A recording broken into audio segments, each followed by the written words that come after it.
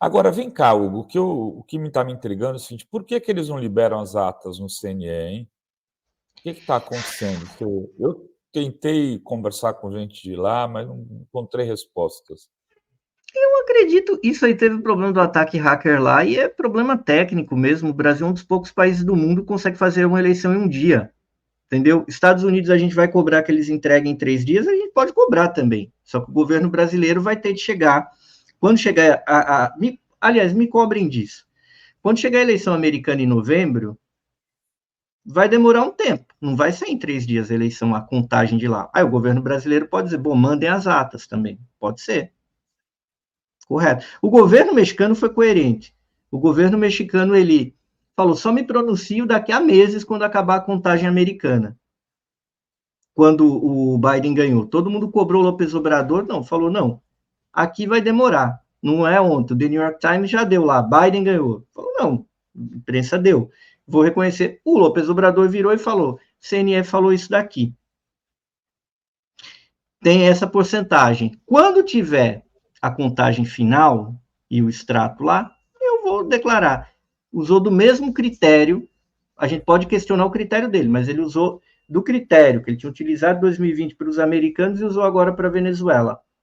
É razoável. Eu acho que, no caso do México, por conta desse precedente, é razoável a posição dele. O Brasil, ele tem de colocar o que está colocado. A autoridade eleitoral venezuelana constituída colocou isso. Então, é esse o ponto que tem. Ela declarou a vitória. Agora, a gente não vai reconhecer a vitória por conta de um órgão, a mesma coisa que alguém falasse, bom, o TSE tem de avaliar os recursos que o Bolsonaro, porventura, moveu. O Maduro ele já está declarado. Se eles vão entregar ali, eu acredito, bom, eles têm de melhorar o sistema deles, inclusive porque eles estão sob pressão. Mas não que a Venezuela seja um caso anormal no mundo, porque poucos países são como o Brasil de conseguir entregar um resultado rápido. A gente tem o melhor sistema do mundo nesse sentido. Eles não têm. Os Estados Unidos da América não têm também. Então, calma lá, eu acho que tem uma autoridade eleitoral. A Constituição nos proíbe de entrar nesse tipo de assunto em relação a qualquer país. Mas pode ser que a gente mude o entendimento e a gente alargue um pouquinho, mas a gente vai ter para um critério, em termos de um critério de legitimidade nosso no cenário internacional, a gente vai ter de usar a mesma regra com todo mundo, que é o que o López Obrador fez no México.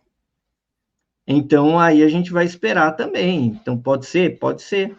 Agora, eu não acho que é bom, porque a posição do Brasil ali é importante na Venezuela para desautorizar movimentos lá dentro, como estão rolando de violência e de golpismo. Porque o Brasil pode falar simplesmente o seguinte, olha, a autoridade eleitoral da Venezuela, ela tem presunção da verdade.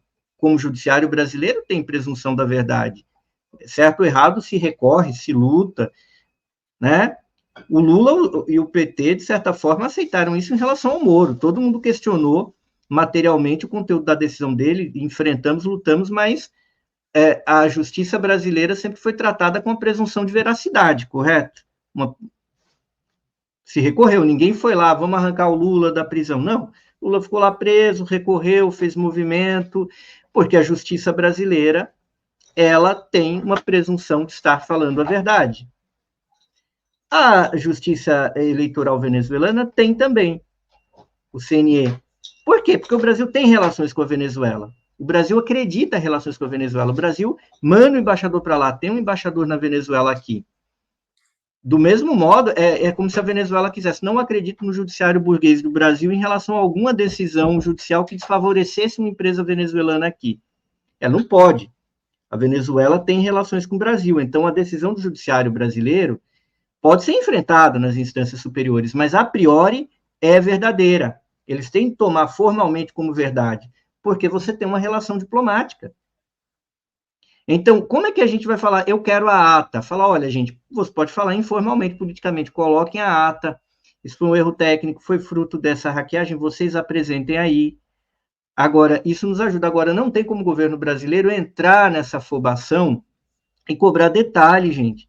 Porque o que eu estou vendo na Venezuela não é tão fora das coisas do que a gente vê na democracia pelo mundo, muito menos que a tal da democracia americana.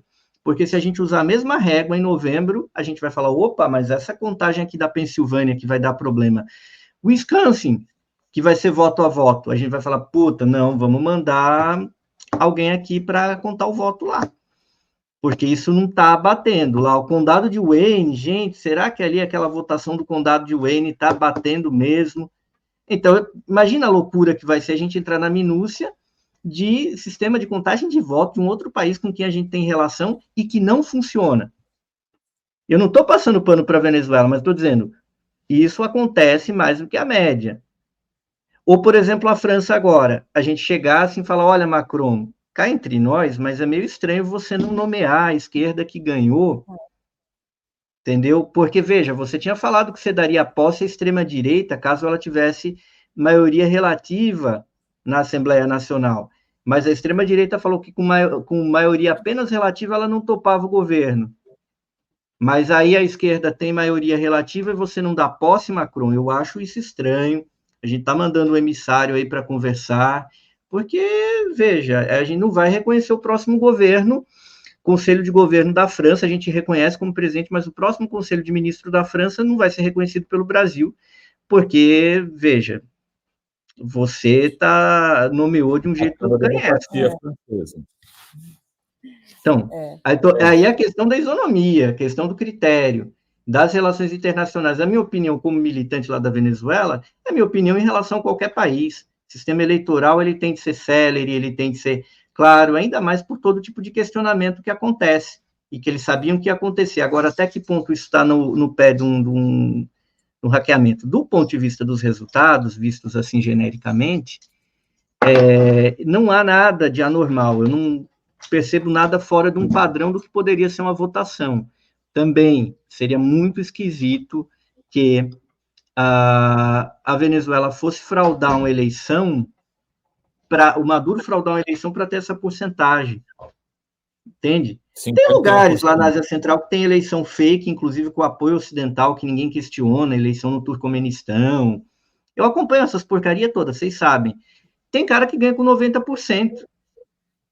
Então, né, tem uma forçadinha de barra ali, e ninguém tá lá chegando no... Imagina, chegar lá no Emomali Ramon, lá no Tajiquistão, e falar, meu irmão, você tá popular aqui, hein?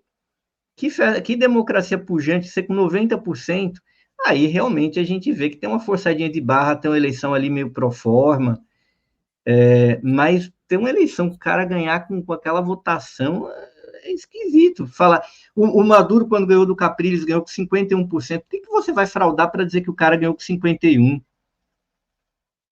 Você frauda pelo menos 60%, né? Foi 60%, foi 55%. Agora ganhou com 51%.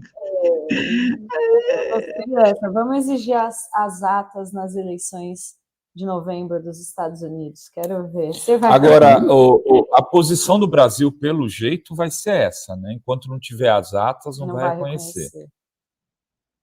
É o que me parece, Hugo.